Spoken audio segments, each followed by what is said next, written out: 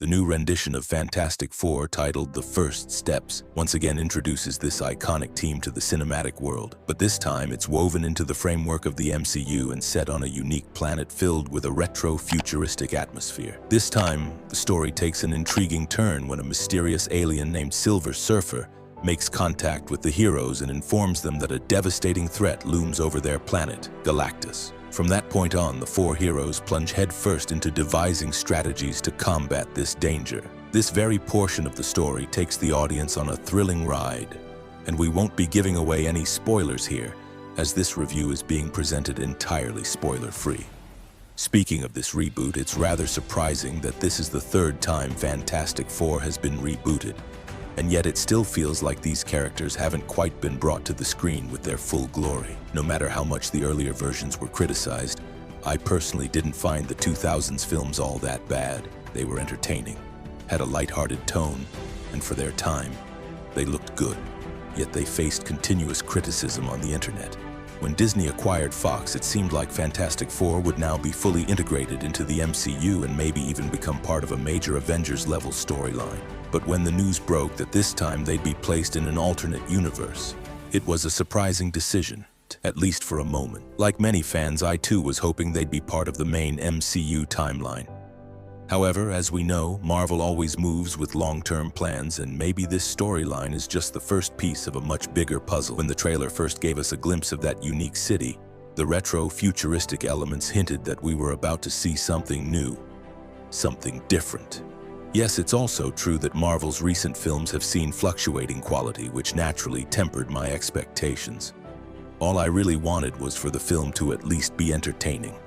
And when I watched the film, the impact was profound.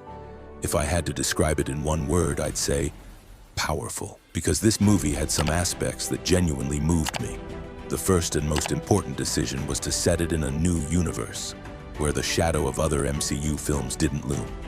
That meant the director had full creative freedom, and he made excellent use of it. Matt Shakman has created a unique world that is not only visually stunning, but also rich in texture and depth. At first, when the film shows glimpses of a New York-like city, it feels like perhaps old formulas are being repeated. But as the movie progresses, that world expands and builds its own distinct identity. The costumes, the tech devices, the surroundings, and the music all come together to make this film visually rich. Then comes Michael Giacchino's background score, which gives the entire film an emotional and energetic base. After a long time, a Marvel film's music felt so impactful to me, and there's no hesitation in saying that this score becomes the soul of the movie. Another unique aspect of this film is that it covers the origin story briefly yet effectively. Nowadays, most comic book movies either skip the origin or drag it out, but this film, in just a few minutes, shows the team's formation, the beginning of their powers and their past experiences. This not only gives the story momentum, but also saves the audience from unnecessary information overload. All four heroes are given equal space on screen, and their chemistry helps drive the narrative forward. The runtime is handled with a great balance. Even if the movie starts off at a fast pace, the audience quickly syncs with that rhythm, and then the film effortlessly pulls them along. Every scene contributes to the story's progression, and at no point does the film feel like it's dragging or stuck. Especially when the team learns about the existence of Galactus, the film suddenly takes a new turn. You might have seen that trailer clip where they go to meet Galactus, but the trailer only shows a small part of the real experience that unfolds during that space journey. As soon as they enter the cosmos, the visuals become so stunning that it feels like we've entered a whole different genre of cinema. The gravity, the emptiness, the silence of that space, and then the team's courage, unity, and compassion all come together to create an incredibly emotional experience. These scenes carry not just mystery, but also a depth that makes the audience pause and reflect. I just say that for those 10 minutes alone, I could watch this film again and again. When Fantastic Four is out in space, and everything that unfolds there not only defines the identity of this film, but becomes one of the most memorable moments in the entire MCU to date. Friends, now if we focus on the weaknesses of Fantastic Four that the makers genuinely need to work on seriously, the very first thing that comes to mind is the script and screenplay, which at many points feel quite predictable, especially for viewers who've seen most MCU films. For them, there isn't anything particularly shocking or new in this story. Whether it's the villain's entrance or their motivations, both seem to lack originality, making it feel like certain elements are being repeated in an old-fashioned manner. Then there's the character of Drax, who, in many parts, dominates so much that he starts to overshadow the rest of the team, disrupting the overall balance of the film. This is where audiences start to feel like the movie is revolving around just one person, whereas in a team-based movie, everyone should be given equal attention. Now, if we talk about the CGI and VFX, yes, some scenes are truly visually impressive, but in a few moments it becomes clearly evident that more technical effort was needed, especially when Reed Richards' stretching ability is shown. The visual stretch on screen looks so artificial and computer-generated that it feels more fake than emotional or exciting. And this doesn't align with the high expectations audiences have from MCU-level films. In older MCU films, these superpowers felt more real and organic, but this time that element seemed a bit weaker. If we pay attention to the pacing of the movie, the beginning moves quickly and the audience becomes involved. But as the second half begins, it starts to feel like the story is being dragged out unnecessarily.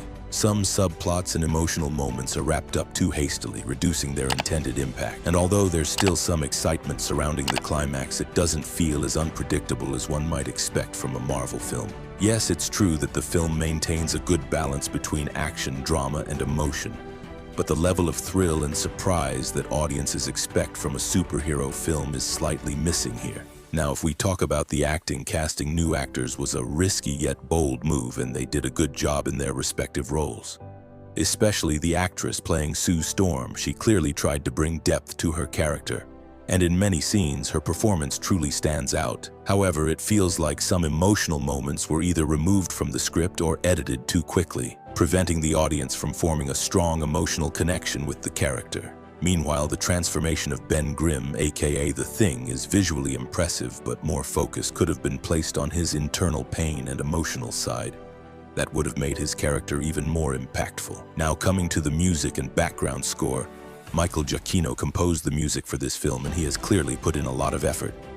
In some scenes, the music is so good that it elevates the entire moment, but in several places, the score feels repetitive or reminds you of something already heard in a previous MCU film, making it feel less fresh and original to some viewers. Now, the big question, should you watch this film or not?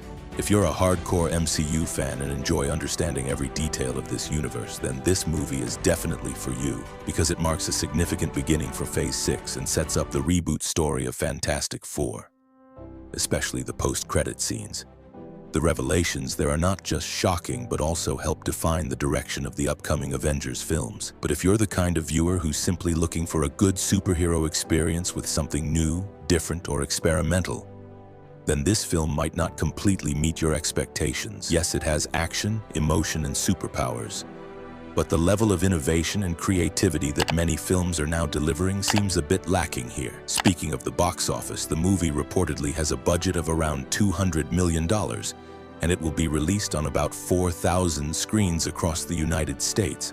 According to trade analysts, the film is expected to earn between $100 to $120 million in its opening weekend, and if the audience response remains positive, the movie could even cross $600 million globally. However, if the reviews turn out to be mixed, it could affect the film's collection and limit its performance to just average. All in all, Fantastic Four is a good film, but not one that can be called completely perfect. For MCU fans, it's definitely a treat, but for those expecting something extraordinary, it might feel a little underwhelming. Still, with this film, Marvel Studios has laid a strong foundation for Phase 6.